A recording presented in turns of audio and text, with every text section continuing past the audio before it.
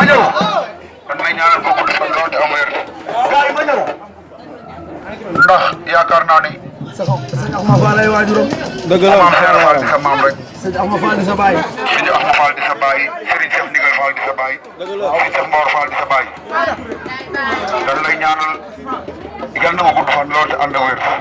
ba jot sa ba sut sa maam ma aw fan dëgg la sëriñ bi ñoom dana dem asant na ci yéen gëm leen koroog yoon xiyam pour ñun yéen rek yéen a ngi jàlle àjjana kon yàlla na nga am wér ci barke alxuraanu karim ci barke Maam Cheikh Fall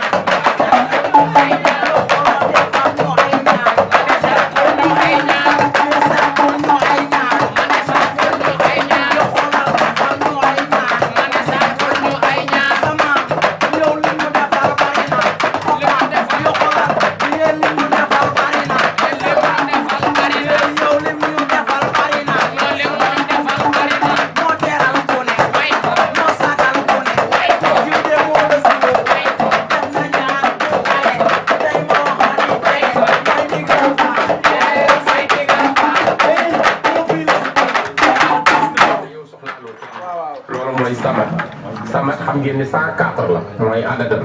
samat tur yàlla la woo xam ni ñi ko xam te yore ko wuteetuñu dara ci kenn kon samat mooy ki ñëpp di dëkkmal di wuti ci moom te soxlaalu kenn kooka nag la mu yor ci ay xeeti mbégte yëpp man Serigne Touba radiyallahu anhu maa ngi ñaan mu jëmale ko ci yeneen bi alayhi salaatu wasalaam. kontaane rek dañuy kontaan. yàlla ngay fekkee chaque année. mu jël miimu malaayka taxul mu def ci bëy mu ni malik yàlla ngay fekkee chaque année. nabiyallahi fi aqlaami nasaratan tabqa wa zid i'laami